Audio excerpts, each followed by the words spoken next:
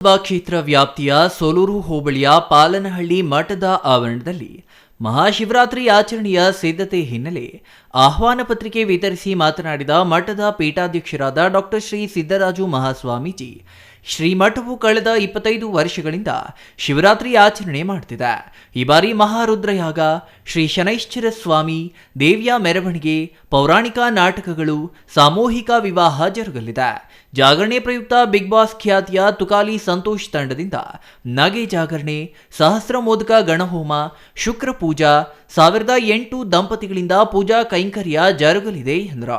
February 27ರಂದು ಸಂಜೆ 6 ಗಂಟೆಗೆ ಕಾರ್ಯಕ್ರಮದ ಉದ್ಘಾಟನೆಯಲ್ಲಿ ಬಿಜೆಪಿ ರಾಜ್ಯಾಧ್ಯಕ್ಷ ಬಿವೈ ವಿಜಯೇಂದ್ರ, ಕೇಂದ್ರ ಸಚಿವ ವಿ ಸೋಮಣ್ಣ, ನಟ ಧ್ರುವ ಸರ್ಜಾ, ಕುಂಭೋತ್ಸವ ಉದ್ಘಾಟನೆಯಲ್ಲಿ ಮೈಸೂರಿನ ಒಡೆಯರು ಮತ್ತು ಸಂಸದರಾದ ಯದುವೀರ್ ಒಡೆಯರ್, ವಿಜಯನಗರದ ರಾಜ ಕೃಷ್ಣದೇವರಾಯ, ಸುರಪುರದ ರಾಜ ಕೃಷ್ಣಪ್ಪ ನಾಯಕ, ಸಂಸದರಾದ ಡಾಕ್ಟರ್ ಮಂಜುನಾಥ್, ಡಾಕ್ಟರ್ ಸುಧಾಕರ್, ಗೋವಿಂದ ಕಾರಜೋಳ ಭಾಗವಹಿಸಲಿದ್ದಾರೆ. ಲಾಸ್ಟ್ ವರ್ಷ 4 ದಿವಸದಿಂದ ಸೇರಿ ಪ್ರತಿ ವರ್ಷದಂತೆ ಒಂದು 30-40 ಸಾವಿರ ಜನ ಸೇರಿದ್ರು.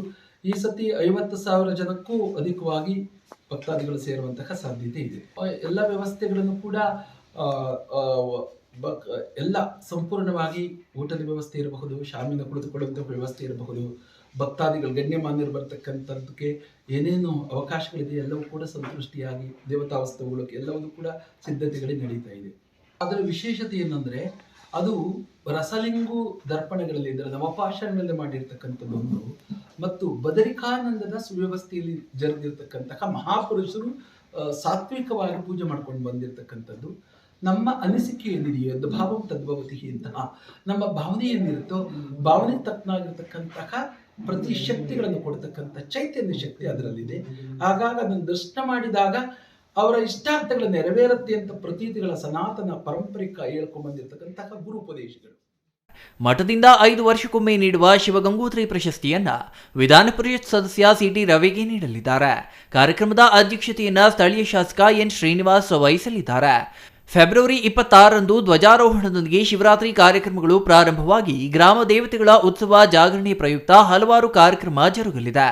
ಫೆಬ್ರವರಿ 27ರಂದು ಮಹಾರುದ್ರಯಾಗ, 5 ಗಂಟೆಗೆ ಗುರುರಾಜ್ ಹೊಸಕೋಟೆ ತಂಡದಿಂದ ಭಕ್ತಿ ಸಂಗೀತ ಪ್ರಶಸ್ತಿ ಪ್ರದಾನ, ರಾತ್ರಿ 10:30ಕ್ಕೆ ಸಂಪೂರ್ಣ ರಾಮಾಯಣ ಎಂಬ ಪೌರಾಣಿಕ ನಾಟಕ ನಡೆಯಲಿದೆ.